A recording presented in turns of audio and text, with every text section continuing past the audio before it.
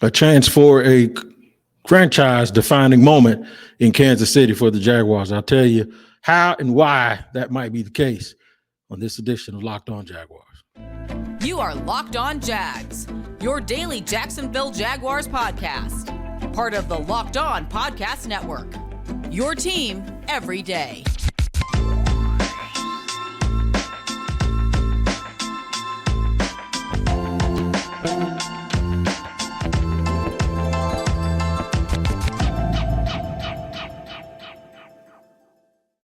Joining me here on Locked On Jaguars, I am your Locked On Jaguars daily podcast host, Tony Wiggins, bringing it to you every day where it's more team, where it's your team every day. It is more team every day, but it's your team every day. We thank you for making us your first listen and reminding you that we are also free on all platforms wherever you get your podcasts. You don't have to pay for it. The Jacksonville Jaguars Locked On Jaguars podcast is free. LinkedIn Jobs helps you find the candidates you want to talk to and faster. Post your job for free at linkedin.com/locked on NFL. That's linkedin.com/locked on NFL. What's going on, good people? Chilling. You know, I'm always wearing some different headgear. Still in Playa del Carmen, Mexico. I will be home this weekend, though. Letting you know right now, we'll do a postcast Sunday after Sunday's game in Kansas City. What I want to talk about today is the fact that this could be a defining moment for your Jacksonville Jaguars. And I know we've had some moments in the past where we thought that. Last year's game against Buffalo, it wasn't a defining moment. They just played well that day and got over the hump, and I know everybody thought they're going to get on track, or the Bills aren't that good. Well, the Bills turned out to really be that good, and we still look back at that game as like they really won that game, huh? So we thought, too, early this year that the Chargers game was a fork in the road for the franchise where they kind of took that exit off that highway that leads to futility every single year. That wasn't it either. You know, they won against the Chargers on the road and then proceeded to lose 6 straight games. So what is it about this game that makes me believe that this could be the one? I mean, when you think about it, the Colts beat the Chiefs already this year, and the Colts, after they beat the Chiefs, some weeks later, a little over a month and a half later, they fired everybody and hired a former player straight off the street. And they are the hottest mess of all hottest messes right now in the National Football League. So a win against the Chiefs didn't define them. It's a little bit different, though. The Jaguars have their franchise quarterback. How good he is yet to be determined, but they have that. They have their other young players in place. They just got to learn how to grow up and play better. They have a rookie coach as opposed to a coach that's in his 4th season, and folks are just sitting around waiting for that thing to go off the rails. They weren't dependent. The Jaguars aren't dependent on the 38-year-old quarterback who, when you had to bench him, and they were firing coaches all over the place. So it's a little bit different. It's not an apples to apples comparison to another team that beat Kansas City. But for Jacksonville, it could really mean something. One, it'd be a 2 in a row, right? 2, it'd be the 2 games they won this year where you thought they had absolutely no chance to win. And I know Philly's a really, really good team that they lost to, but at that time, there was still a bunch of questions about Jalen Hurts. I'm talking about going into the games. No one thought the Jaguars would travel out west to beat the Chargers, and no one thought or thinks the Jaguars will be able to go to Arrowhead to win Sunday. All right.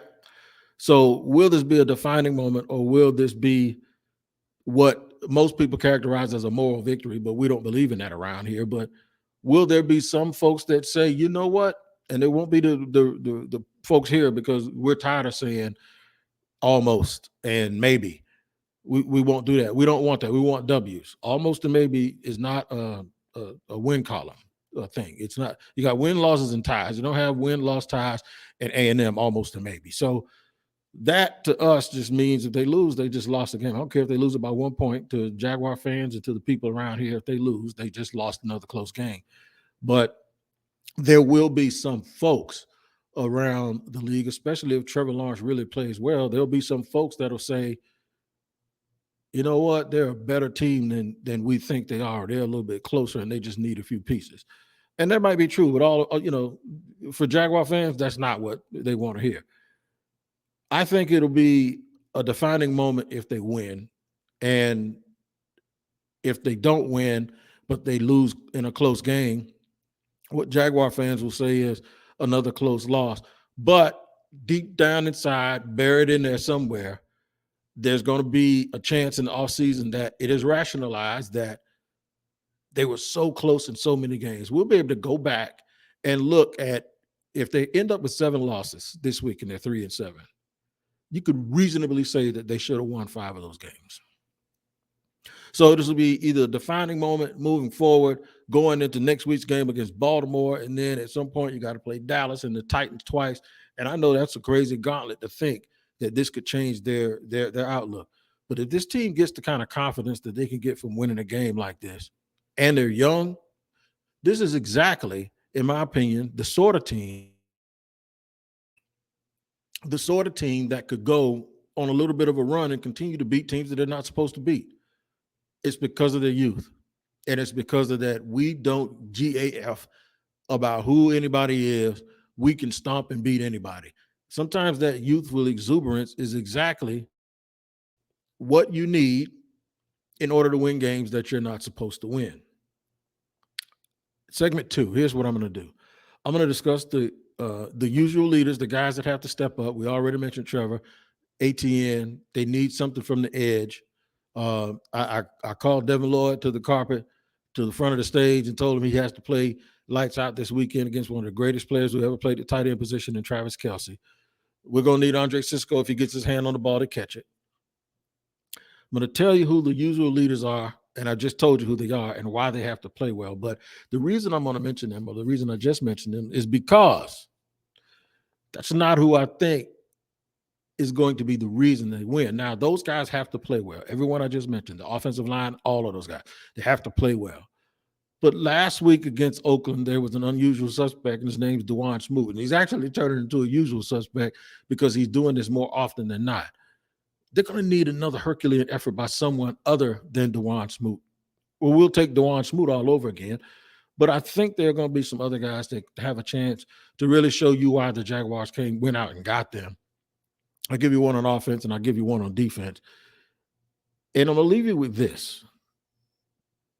Here's what can aid whoever that is or whoever those guys are going to be. It's the first time in a long time the Jaguars do not give up a clear and distinct advantage at the cornerback wide receiver matchup. I don't think the wide receivers for the Chiefs, and this doesn't include Travis Kelce, I don't think the wide receivers for the Chiefs actually have a big advantage, if they have one at all, over the Jaguars' corners. I don't think they have anything they need to be afraid of when it comes to pressing man and being able to play so that all of the other coverages can go towards helping out whoever has to guard Travis Kelce.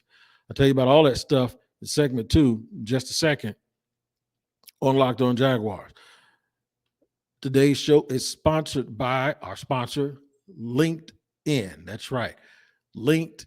Let me tell you a little bit about it, man. My daughter got out of the military, right? And as she was getting out, she posted a job on LinkedIn.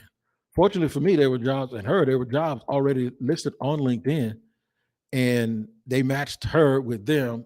And for over a year now, she's been gainfully employed. These days, every new professional hire can feel like a high-stakes wager for your small business. You want to be 100% certain that you have access to the best qualified candidates available. That's why you have to check out LinkedIn Jobs, and it helps find the right people for your team faster and for free. Then add your job to the purple hiring frame to your LinkedIn profile to spread the word that you're hiring. Now, that's what I said. Add your job and the purple ring #hiring frame to the LinkedIn profile to spread the word that you're hiring. Simple tools like screening questions make it easy to focus on candidates with just the right skills and experience so you can quickly prioritize who you'd like to interview and hire. LinkedIn Jobs helps you find the qualified candidates you want to talk to faster. Post your job for free at linkedin.com/lockedonnfl. That's linkedin.com/lockedonnfl to post your job for free. Terms and conditions apply. All right, man. Glad to have you here with us, making us your first listen on Locked On Jaguars. I am your host, Tony Wiggins at Shop Talking Wig on Twitter. And it's your team every day. We thank you again for making us your first listen. We were talking about whether this could be a defining moment or just another blip on the screen that we call a close but no dice win. Let's just optimistically say we're going into this game thinking that they have a chance. And I really do. And I think they have a chance because I think they gained some confidence last week. I think there are certain matchups that aren't as unfavorable as the Jaguars have faced before. I do believe the Chiefs are a team, while they have high priority guys and they have a bunch of big time players and they have the ability to blow out any team in the league. They also have the ability to let any team hang around and they can lose to any team in the league. And I think the Jaguars have some stuff about them. So we're just going to see. So those usual leaders that have to step up: Trevor, Jawan Taylor, Cam Robinson, the guys that have to keep Trevor upright. Travis Etienne, keep doing what he's been doing and protect the football.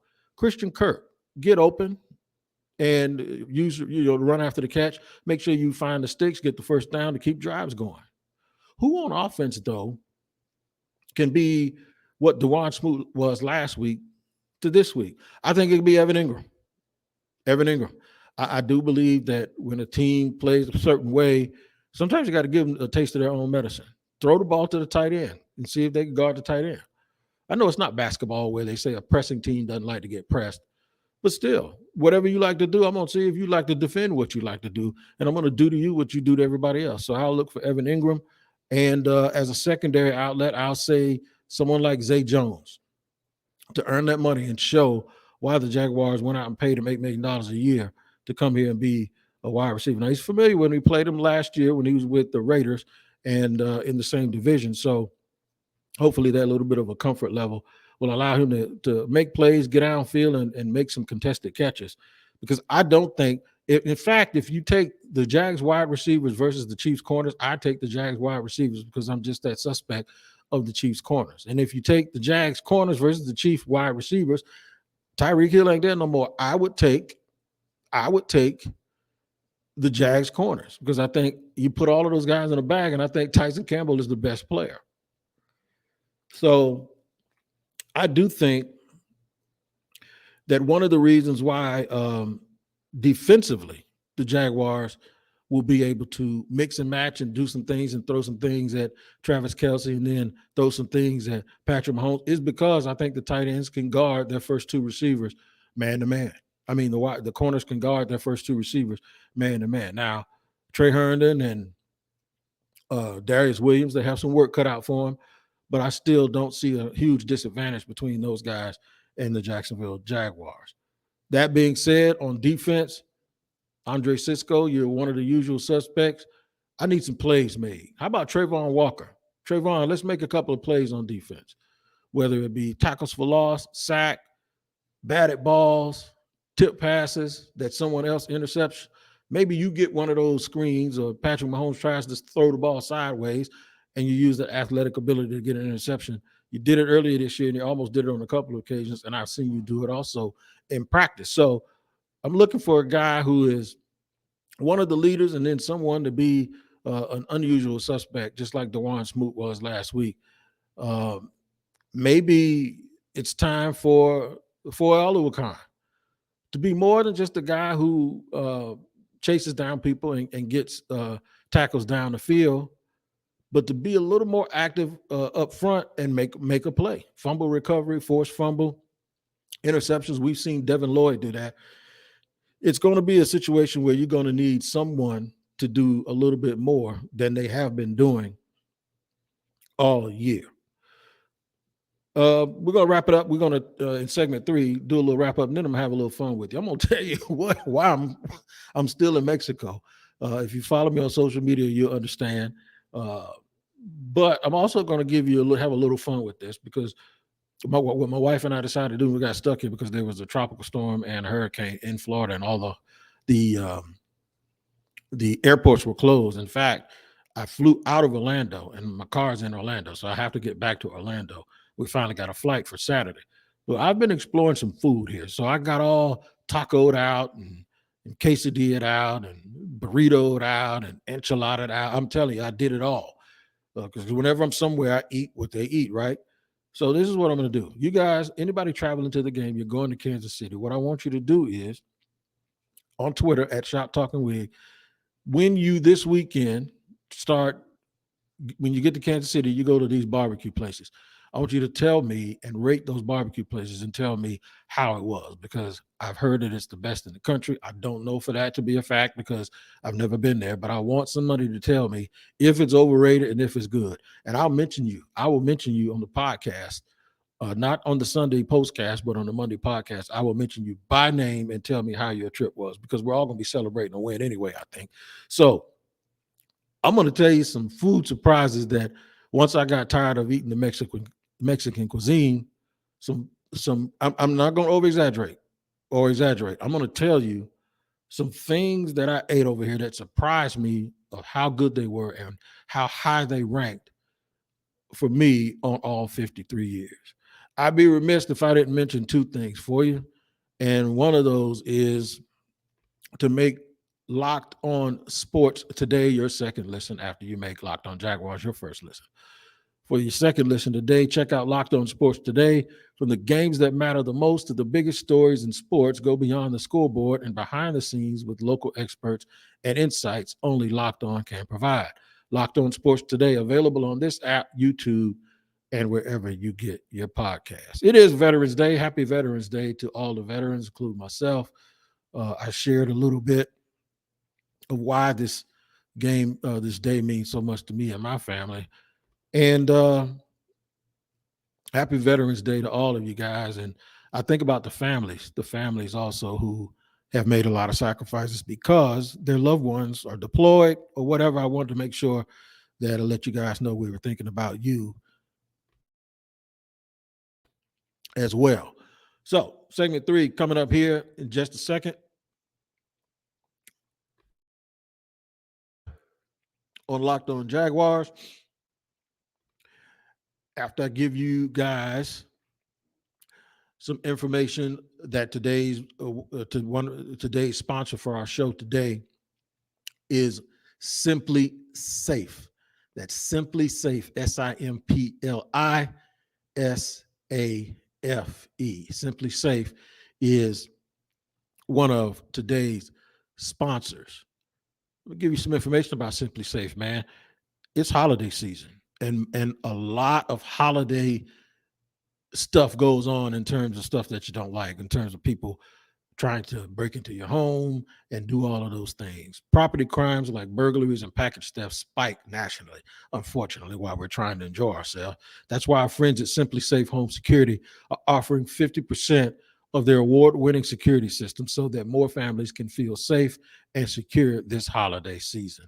Order your SimpliSafe system for half off today and enjoy advanced security and greater peace of mind this holiday. Man, there's nothing like knowing that you're keeping your family safe during holidays, and nothing like knowing that your belongings are going to be protected with 24-hour professional security. And that means they will sound the alarm, and also they will make sure that they can capture every image to allow, in an emergency, to allow the monitoring agents will allow, because they use Fast Protect technology exclusively from SimpliSafe to capture critical evidence and verify the threat is real, so you can get priority police response. Don't miss your chance to save big on the only security system I recommend. Get 50% off any new SimpliSafe system at simplisafe.com/lockedonnfl. I'll say it again.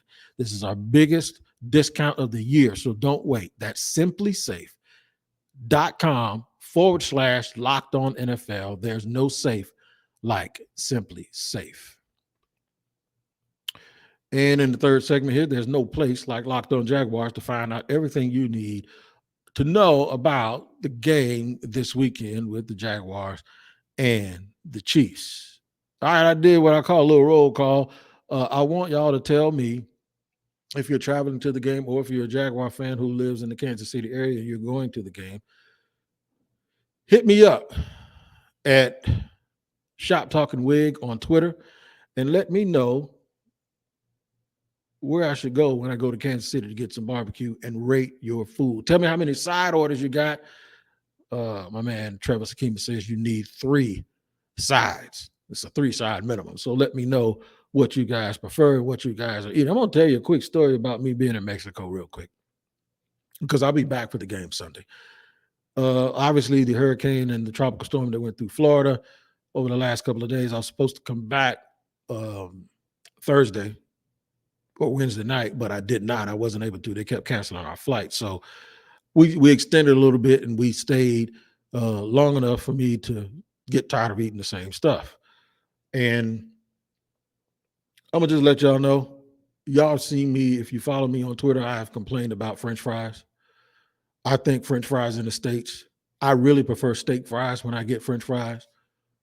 But for some reason, everybody's gotten all fancy smashy with French fries in the States, and they're putting this chicken batter or whatever. So you get them, and they look like fried chicken fingers or something. They're not real French fries. And I hate it. I can't stand it. And then there's these other kind that they have some sort of coating on them, and I just want regular French fries. Everywhere I went the last couple of days in Mexico have served me regular French fries the way they used to be when I was a kid. I'm not lying to you. I'm in Mexico, and while I'm supposed to be eating a bunch of Mexican cuisine, authentic Mexican cuisine, because we are not at an all-inclusive. We are, we're out in the economy. We rented an Airbnb and later a hotel room. We're close to the beach, but we're dealing with actual locals here and not the all-inclusive. I just keep eating this authentic food. I walk down the street and I go, and they're serving me the kind of French fries, damn it, that I miss in the United States. And I'm sitting here tripping like, how come the French fries taste better in Mexico than they do at home? Even in the hood on 103rd Street, or when I go over to Moncrief, the French fries aren't any good anymore, right? But here's the big one. And I saw this on YouTube. There's a vlogger. I'm not going to mention the place. I'll mention it on Twitter, if you follow me on Twitter. But this blogger, he ate this pizza, and he told me about this place that just happens to be about a block and a half from where we're staying. When I tell you that I had one of the top 3 pizzas I've ever had in my life here in Playa del Carmen. So I thought about this because I'm like, when y'all go to Kansas City, man, I'm going to trust and believe in you guys to tell me about the cuisine. Because there's 2 things going to taste good. The food you eat in Kansas City on Saturday, and then the whooping that you see the Jaguars put on the Chiefs in Arrowhead on Sunday, right? I want y'all to tell me, because I know it's hard to believe that a 53-year-old man that's been in I don't know how many countries and at least 4 continents, right? Maybe 5 by now, that traveled the world in the military, that lived all over the country as a civilian, up and down the East Coast, that when I tell you one of the top 3 pizzas I ever had came at this restaurant here in Playa del Carmen. Unreal. And I'll tell you who it is on Twitter. You come on Twitter. Okay, I'll tell you right. It's called La Famiglia. La Famiglia. I'm telling you, man, it is unreal. And I'm just shocked that I come over here, and while I had great Mexican food and had great Mexican tequila, I don't think there's another kind of tequila, by the way. The best French fries I ever had and the best pizza I ever had was in Mexico. Ain't that something? Ain't that something? So it goes to show you that strange things can happen when you don't expect it. That's going to segue right into what I'm telling you about this game in Kansas City. I think strange things are going to happen when you don't expect it. I predict the Jacksonville Jaguars will win because they'll score all touchdowns and they'll beat the Kansas City Chiefs 28-27.